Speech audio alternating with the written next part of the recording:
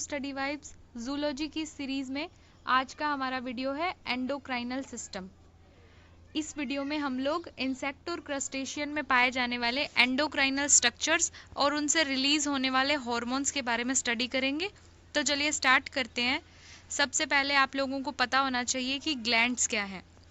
Glands जो कि एक ऐसे ऑर्गन्स हैं जिनसे एंजाइम और हार्मोन सिक्रीट होते हैं। ग्लैंड्स जो हैं वो मेनली 3 तरह की हैं, एक्सोक्राइन, एंडोक्राइन और मिक्स्ड ग्लैंड। एक्सोक्राइन ग्लैंड वो ग्लैंड्स हैं जो एंजाइम सिक्रीट करती हैं। वहीं एंडोक्राइन की अगर हम बात करें तो ऐसी ग्लैंड्स जो हार्मोन प्रोड्यूस करेंगी उन्हें हम एंडोक्राइन ग्लैंड कहते हैं। इसके अलावा थर्ड पार्ट है इसका मिक्स्ड ग्लैंड। ऐसी ग्लैंड जो एंडोक्राइन और एक्सोक्राइन दोनों की तरह ही बिहेव करेगी उसे हम मिक्स्ड ग्लैंड कहते हैं। तो इस वीडियो में हम एंडोक्राइनल सिस्टम पढ़ेंगे। तो आप लोगों को पता है जैसा कि एंडोक्राइन ग्लैंड है वो हमेशा डक्टलेस होती है, यानी कि ये नलिका विहीन ग्रंथियां हैं। इन ग्रंथियों से या इन ग्लैंड से हार्मोन सिक्रीट होते हैं। इन ग्लैंड्स को हम रेट्रोसेरेब्रल ग्लैंड्स भी कहते हैं। अब हम बात करेंगे कि हार्मोन्स क्या हैं। तो hormones are chemicals produced by glands that are released in blood and have their effect somewhere.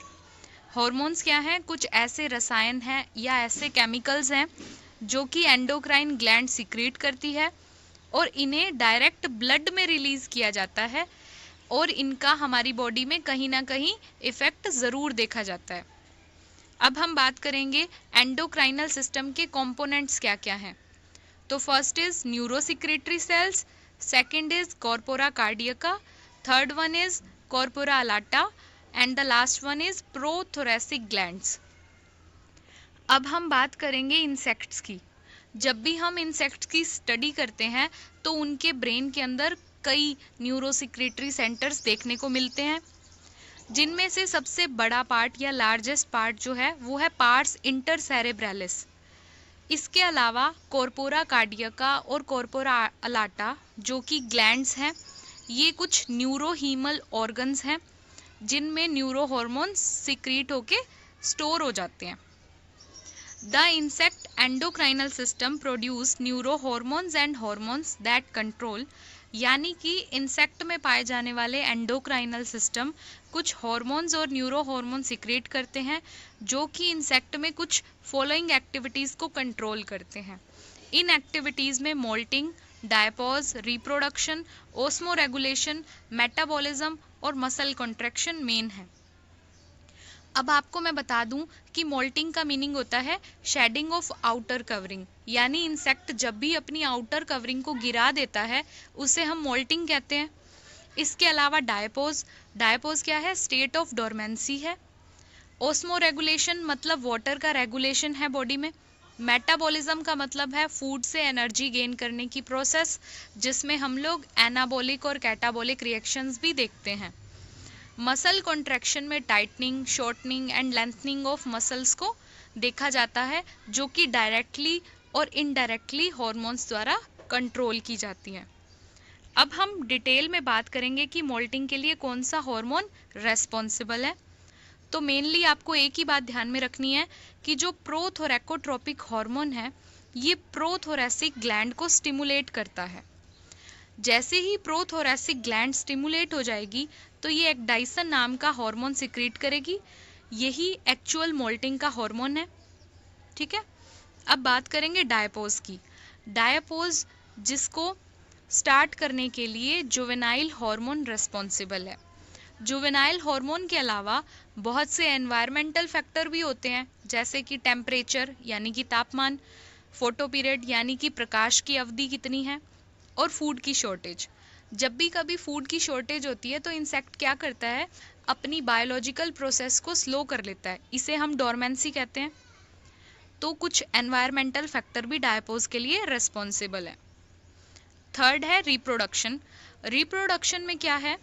कुछ ऐसे न्यूरो हार्मोन जो कि पार्स इंटरसेरेब्रैलिस द्वारा सिक्रीट किए जाते हैं और जुवेनाइल हार्मोन, ये दोनों मिलकर रिप्रोडक्शन को कंट्रोल करते हैं। अब आप नोट लगा के देख सकते हैं कि in CC fly neuro hormone stimulate करते हैं उनकी मिल्क ग्लैंड को। ये जो मिल्क ग्लैंड है ये नरिशमेंट प्रोवाइड करवाती है डेवलप हो रहे लार्वा को। अब फोर्थ पॉइंट है ओस्मो रेगुलेशन। ओस्मो रेगुलेशन में आप लोगों को पता ही है कि शरीर में वाटर का रेगुलेशन होता है। अब देखिए, all insect produce diuretic and anti diuretic hormone. सभी इंसेक्ट डायूरेटिक या एंटी डायूरेटिक हार्मोन प्रोड्यूस करते हैं। Insect feeding on liquid diet have only diuretic hormone. ये आप लोग ध्यान में रख सकते हो कि ऐसे ऑर्गेनिज्म या ऐसे इंसेक्ट जो जनरली लिक्विड डाइट यूज कर रहे हैं या लिक्विड डाइट ले रहे हैं वो क्या है, सिर्फ डायूरेटिक हार्मोन ही प्रोड्यूस करेंगे। Excess fluid and salt eliminate through Malpighian tube.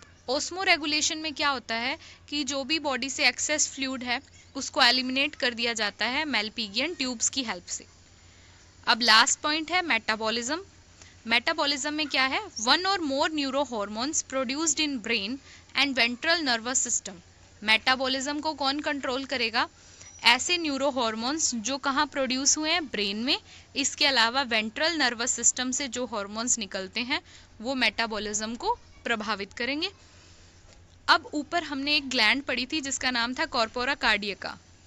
Corpora कार्डियका का जो नाम है वो इसके फंक्शन पर बेस्ड है, यानी कि ये generally heart stimulating action perform करती है, इसीलिए इसका नाम कॉर्पोरा कार्डियका है।